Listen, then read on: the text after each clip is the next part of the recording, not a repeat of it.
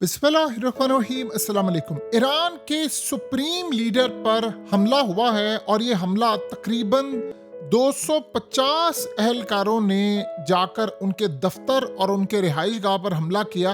गालिबन उन तक जो इतलात मिली थी कि कुछ वक्त के लिए ईरान के सुप्रीम लीडर अपनी रिहाइश गाह या दफ्तर के करीब आए। तो इस सूरत हाल में ईरान में मुजाहिदीन खलक नामी एक तंजीम है, MEK, इनको असल में दहशतगर्द करार दिया हुआ है ईरान ने।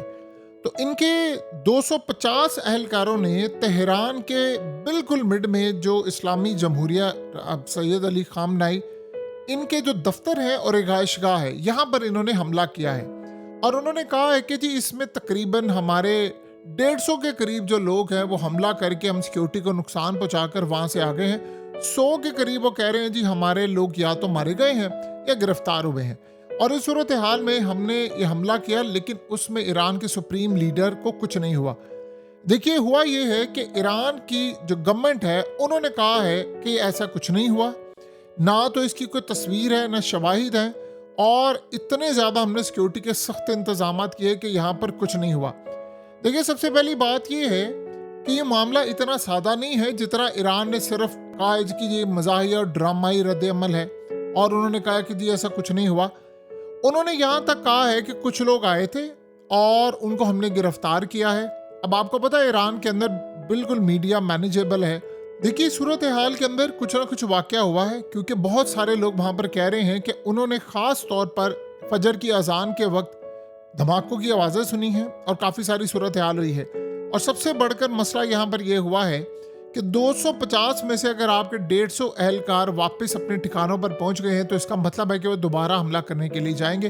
अब इस तंजीम को कहा जाता है कि इसके पीछे इजराइल है, इसके पीछे अमेरिका है। बहरहाल इस सारी सूरत हाल के अंदर जो भी मामला हुआ है वो बड़ा हैरान कर देने वाला है, क्योंकि आप ये देखें जिस जगह पर उन्होंने जो एरिया है वहाँ पे एक सदारती इमारत है, सुप्रीम नेशनल सिक्योरिटी काउंसिल है, अदालती यानी सेक्रेटरीट है, और काफ़ी सारी चीज़ें हैं। एक बात तो बड़ी क्लियर है कि ईरान के सुप्रीम लीडर को यहाँ पर नहीं रखा गया होगा, क्योंकि सबको पता है जहाँ पर उनकी रिहाइश गाह है वहाँ पर तो हमला लाजमी होना है। लेकिन इस सूरत हाल में कुछ भी पॉसिबिलिटी हो सकती है कि वहाँ पर हमला करवाना, आवाम को सड़कों पर ले जाना, और वो तब जब ईरान के लोगों को मैसेजेस आ रहे हैं मोबाइल पर कि ये काम होने वाला है। लेकिन इस सूरत हाल में जो अजीब सूरत हाल जो हैरान कर देने वाली है कि एरिया से धमाकों की आवाज़ें आई हैं, और जब धमाकों की आवाज़ें आई हैं तो इसका मतलब है कि जो ईरान में यानी तेहरान के मिड में जाकर उसके हार्ट में, दिल में अगर किसी ने रसाई हासिल की है तो ये मामला इतना सादा नहीं है कि आप इसको सिर्फ इतना कह के टाल दे या कुछ भी नहीं हुआ।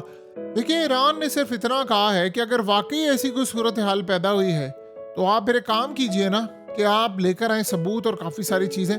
बहरहाल ये बड़ा अजीबोगरीब मामला है। ये तब हुआ है, ये वाकया तब था जब डोनाल्ड ट्रंप ने तकरीर की, और डोनाल्ड ट्रंप की ये जो तकरीर थी वो पूरी दुनिया के अंदर, यानी स्टेट ऑफ यूनियन की जो स्पीच थी डोनाल्ड ट्रंप की, उसमें सारी दुनिया देख रही थी कि वो ईरान के बारे में क्या बात करते हैं, क्या सूरत हाल होती है। जब डोनाल्ड ट्रंप तकरीर कर रहा था तो उस वक्त ईरान के सुप्रीम लीडर पर हमले की तैयारी कर रहे थे, जिसको ईरान बाद में कहता है ऐसा कुछ नहीं हुआ। उसने कहा जी मैं किसी सूरत ईरान को एटमी ताकत नहीं बनने दूंगा, लेकिन मुझे पता है कि वो बातचीत से मसला हल करना चाहते हैं। लेकिन इस सारे मामले पर डोनाल्ड ट्रंप ने पहली मर्तबा ओपनली कहा है कि ठीक है, अगर हो जाता है तो ठीक है, नहीं तो मैं बहुत बड़ा जो अटैक है वो करने के लिए जा रहा हूँ। अब आप यहाँ से अंदाज़ा कर सकते हैं कि कितने ज़्यादा मामला ख़राब है। आप ज़रा छोड़िए सारी सूरत हाल को, आप सोचें कि ये ईरान का वाकया बिल्कुल इसमें सदाकत हो सकती है। इस वक्त हुआ ये है कि ईरान के खिलाफ CIA ने, जो अमेरिका की इंटेलिजेंस एजेंसी है, ये वीडियो जारी की है। अब आप सोचिए इस वीडियो के अंदर वो क्या करें। ये पर्शियन लैंग्वेज में है, फारसी लैंग्वेज में। इसमें वो बता रहे हैं कि आप लोगों ने कैसे हमसे रब्ता करना है, हम आपको भर्ती करेंगे। स्टेप बाय स्टेप वो बता रहे हैं कि किसी को पता भी नहीं चलेगा, आप हमसे रब्ता करें, और रब्ता करने के बाद हम आपको बताएंगे कि आपने कैसे ईरान में एहतजाज करना है, किन किन जगहों को टारगेट करना है, किन किन लोगों को जाकर हिट करना है, और ये सारी सूरत हाल में हम आपकी मदद करेंगे, आपको पैसा देंगे, आपको निकालेंगे, आप लोग फेक अकाउंट से आए। यानी आप अंदाज़ा करें, पहले होता ये था कि आप छुप छुप कर ये काम करते थे, अब आप ओपनली ये काम कर रहे हैं कि भैया हम काम करने के लिए जा रहे हैं, किसी के बाप में जरूरत है तो वो आकर रोक ले। अगर ऐसी सूरत हाल आप बताइए कुछ दुनिया का कोई और मुल्क कर रहा होता तो आप सोचे उस पर उंगलियां तो छोड़िए, उस पर पाबंदियां और बहुत सारी चीजें उठ जाती। अब वो ओपनली खुलकर कह रहे हैं कि ईरान के अंदर बैठे हुए जो लोग हैं वो हमसे राब्ता करें, हम आपको बताएंगे कि आपने करना क्या है, क्योंकि फिर वो इनको क्लू देंगे, इनको गाइड करेंगे। मिसाल के तौर पर अगर उन्होंने किसी शख्स को टास्क दिया है कि आपने सिर्फ इतना काम करना है कि हमें फलानी जगह की तस्वीरें देनी है, आप इस एरिया की तस्वीरें दे सकते हैं, आप इस शहर की दे सकते हैं, आप हमें सिर्फ तस्वीरें ला कर दें। और ये पिछली दफा उन्होंने किया था। इस दफा अब आप सारी सूरत हाल का अगला मरला देखें, ये मनाजिर देखें।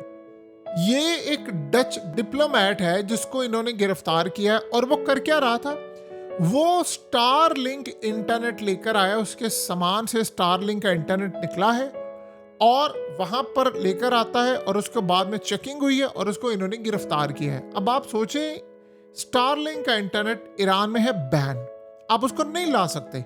तो जो अगर डच डिप्लोमेट लेकर आ रहा है और इसको पकड़ा है तो वहां पर तूफान उठा हुआ है पूरे यूरोप में, हाँ आपने इसको गिरफ्तार क्यों किया। वो कह रहे हैं कि ये बंदा हमारे मुल्क में स्टारलिंक, आप सोचे ना किस किस तरह स्टारलिंक आ रहा है, क्यों वो लेकर आ रहा है। अब वो ये सोच रहा है कि जी इंटरनेट यहाँ पर बंद होगा तो हमने कहीं ना कहीं इंटरनेट चलाना। इसका मतलब है डिवाइस आप लेकर आ रहे हैं, आप ये सारा काम कर रहे हैं, बड़े तरीके से लेकर आ रहे हैं, पुलिस का एयरपोर्ट का सारा मतलब मिला होता है, बीच में कुछ चीजें पकड़ी गई हैं, कुछ नहीं पकड़ी गई। इन सब ने किया क्या है, असल में इंटरनेट इनके लिए एक शारक की तरह है। इंटरनेट इनको चाहिए, लाजिम चाहिए, हर सूरत इनको इंटरनेट चाहिए। उसकी रीजन क्या है, अगर इंटरनेट इनके पास मौजूद होगा तभी तो ये काम कर सकते हैं ना। ईरान ने तो इंटरनेट बंद किया हुआ था और अगर इंटरनेट वहां से आ जाता है तो फिर उसके बाद आप ये सोचें कि स्टारलिंक आ जाए या बहुत सारी सूरत हाल। अब लेट से वहां पर इंटरनेट बंद है, जैसे CIA ने वीडियो जारी की और कहा कि जी आपको हम भर्ती करना चाहते हैं, तो अगर वहां इंटरनेट बंद होगा तो कौन रब्ता करेगा इनसे। तो उसके लिए स्टारलिंक इंटरनेट आता है और सोचे कई हजार स्टारलिंक की डिवाइसेस पहुंची थी ईरान के अंदर। सो यही सूरत हाल है कि अभी तक जो नेटवर्क है वो बहुत ज्यादा मजबूत है ईरान के अंदर। लेकिन ये बात कहना कि पहले जैसा मजबूत था, इसमें शायद बहुत सारी चीज़ों में डिबेट हो सकती है। उसकी रीज़न ये है कि अभी तक अगर हम देखें जो सूरत हाल है कि ईरान के सुप्रीम लीडर पर एक दफ़ा हमला किया इन्होंने कितनी दफ़ा हमला किया, ये लोकेशन ट्रेस नहीं कर पा रहे। अगर वाकई ये लोकेशन ट्रेस कर पा रहे होते या इनको लग रहा होता तो ये अभी तक ये हमला कर चुके होते। काफ़ी ज़्यादा अमेरिका को परेशान कुन सूरत हाल का सामना करना पड़ा है। आपको पता है सबसे ज़्यादा जो परेशानी का मरला ये है कि जितने सारे मिलिट्री लीडरशिप है उन्होंने डोनाल्ड ट्रंप को कहा हुआ है कि ये जो जंग है ये हमारे मफाद में नहीं है, हम इसका बड़ा भयानक नुकसान उठाने वाले हैं। तो आप अगर किसी गलत फहमी में जी रहे हैं कि हम ये लड़ाई करेंगे और हम आसानी के साथ जीत जाएंगे, ऐसा नहीं होने वाला। हमें बड़े एहतियात के साथ मोहतात अंदाज में ये लड़ाई लड़नी है और अगर हम यहाँ पर वीक हो गए तो हमें इसका बड़ा भारी नुकसान उठाना पड़ेगा। लोग सारे उम्मीद कर रहे थे कि डोनाल्ड ट्रंप ने जो स्पीच है वो, आपको पता है उसने रिकॉर्ड तोड़ दिया। सोचा था कि ये ईरान पर होगी, उसने ईरान पर सिर्फ मुख्तसर सी बात की है कि वही बात है जो वो पहले करता रहा। लेकिन मसला ये है कि ईरान पर बातचीत करने के बावजूद जो इत्तेहादी हैं वो ट्रंप का साथ नहीं दे रहे कि हम आपके साथ नहीं खड़े हो सकते, ये जंग बड़ी खतरनाक है, आप इस लड़ाई के अंदर कितना नुकसान कर बैठेंगे। इस तरह के मामला बेसिकली देखने को मिल रहे हैं। सो अब देखेंगे आने वाले वक्त में हालात किस जानिब जाते हैं, मामला किस जानिब जाते हैं और चीज़ों का रुख किस जानिब इस वक्त बढ़ते हुए नजर आ रहा है। बहरहाल अब इस सारी सूरत हाल को अगर हम देखें और चीज़ों का मुआयना करें तो हमें एक बात बड़ी क्लियर नज़र आती है कि ईरान के सुप्रीम लीडर की जो लोकेशन है वो गालिबन कभी कभार ऐसा होता है कि ईरान अंदर से ही जो एजेंट काम कर रहे होते हैं। मिसाल के तौर पर अब ईरान में बहुत सारे एजेंट पकड़े गए, अब वो ईरान नहीं बताता उनको कि हमने पकड़ लिया, या उनको वो मारते नहीं है, वो उनके थ्रू डिसइंफॉर्मेशन देते हैं और वो बड़े हाई लेवल पर भी हो सकते हैं, जर्नैल भी हो सकते हैं। उनको कहते हैं कि जी ईरान के सुप्रीम लीडर ने आज यहाँ पर आना है और यहाँ पर आप हमला कर दें, तो ये सूरत हाल भी पॉसिबिलिटी है।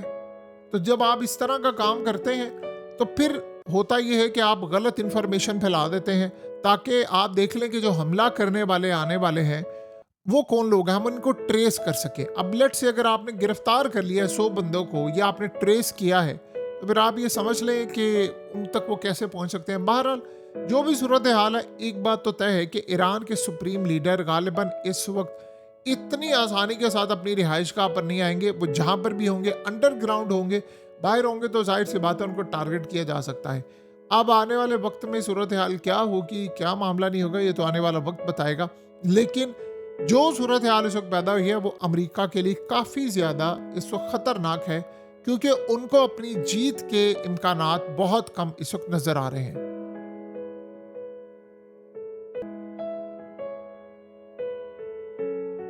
हकीकत टीवी को सब्सक्राइब करना मत भूलें, वीडियो को लाइक करें, शेयर करें और कमेंट सेक्शन में अपनी राय का इजहार ज़रूर करें।